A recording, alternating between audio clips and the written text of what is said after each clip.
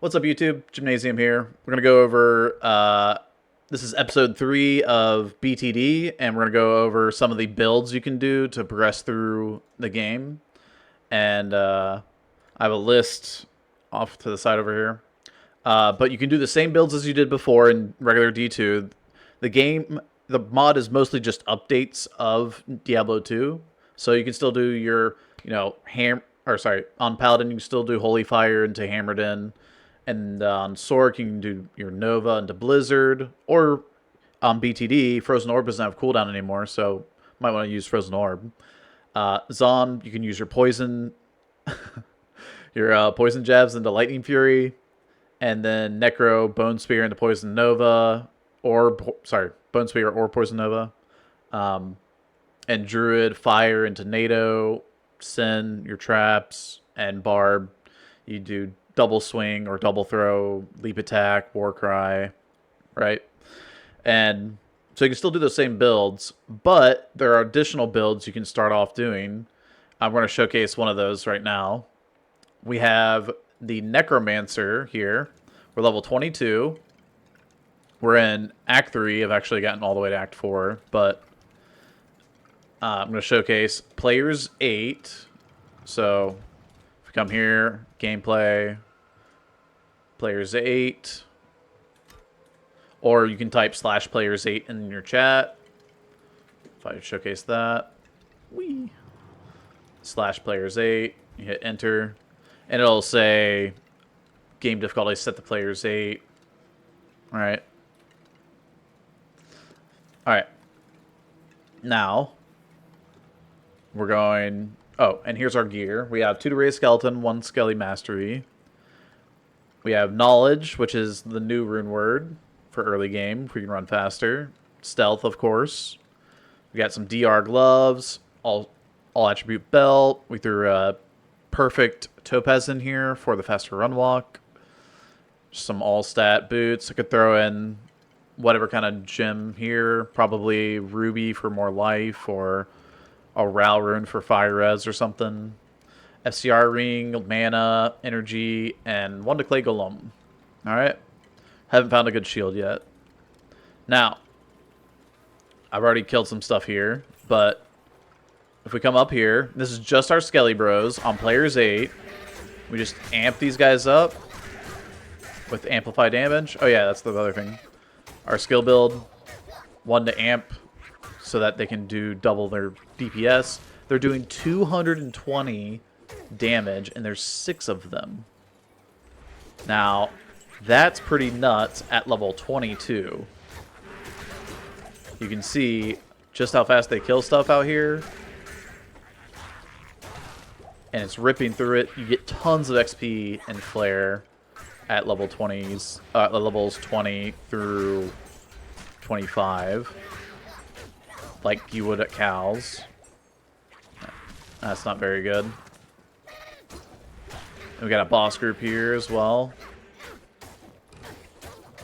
And you can just sit here and play Summoner like he's supposed to be played. You sit behind your dudes, you let them do damage, and they kill for you. You can't really do this in D2R, not on Players 8. You can maybe do this on Players 1. But it's extremely powerful. You can use this all the way up until... You can use this all the way through the entire game, honestly. You can do this all the way through hell. And there's another summoner build, not just Skellies, but also going Clay Golem. So I'm going to put the Clay Golem on here. We're going to hit respec.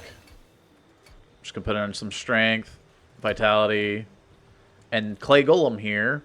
At level 1, he only does 2 to 5 damage. But the next level, he goes from that 2 to 5 to 21 to 54. So when you hit level 6, maybe not so good, but level 7, that's very good. And the big thing about Clay Golem and Fire Golem, you can do this with. You can actually summon 3 of them. So not only do you get that massive damage, you get 3 dudes that do massive damage, right? And we're level 22, so let's go ahead and just dump into that. We want 1 point to amp to double their damage. They're doing 340 to 850. And then we'll get some Golem Mastery, maybe Blood Golem. Right. And the reason why I gave Blood Golem here is to showcase a little something with Blood Golem. So I said you could only get Fire Golem or Clay Golem at 3. Because if you try to go Blood Golem, he unspawns your other golems. But with that, you can actually summon the Fire Golem or Clay Golem after you've summoned your Blood Golem. So you can have 1 Blood Golem and 2 Clay. Or 1 Iron Golem, right? So, now, Blood Golems are extremely powerful on this. So, when they hit something, they lifesteal it for you as well as for themselves.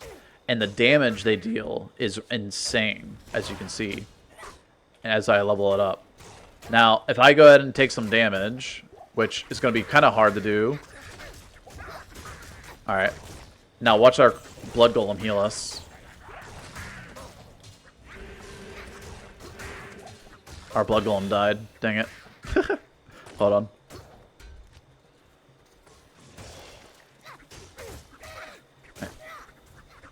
I don't have fire res, so... Okay. That is one thing that's hard about BTD. Not having the resists. So the negative resists here are a big thing to be worried about.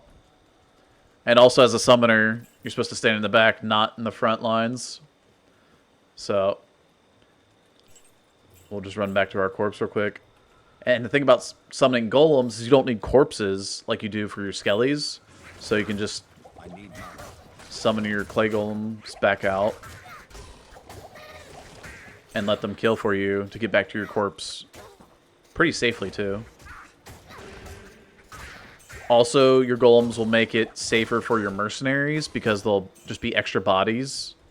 That way your mercenary isn't getting or having to solo tank everything. We come up, grab our corpse. Alright, I'm missing 100 life. Let's get the blood golem out.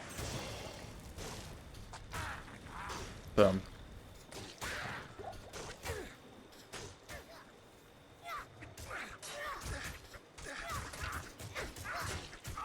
Now, you see we take no damage here because we have the DR, right? So this DR right now is not going to last for very long. They're actually going to start nerfing the amount of DR you can get or in the early game. Because you can see I have 6 DR on my stealth, 7 here, and then I believe that is it. There's no other DR on this character. Oh, you're getting hit by the shaman there. You can see the blood golem heal us. Oh, wait, hold on. Hit me again.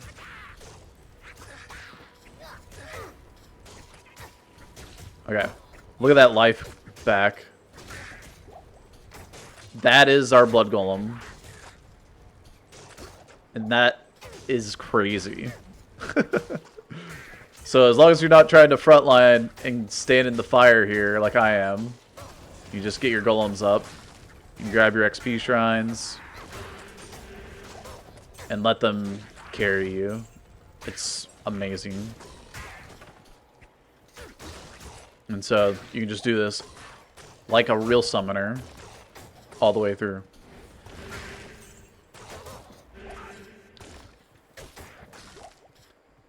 So this is one of the builds you can do in BTD. There is also, let me pull up my notes. Alright.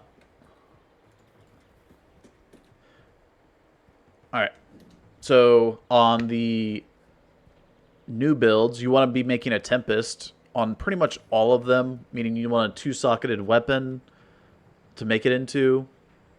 I showcased the Tempest in the last video if you want to look at the rune word itself. But yeah, make sure you hold on to a good 2-socketed weapon.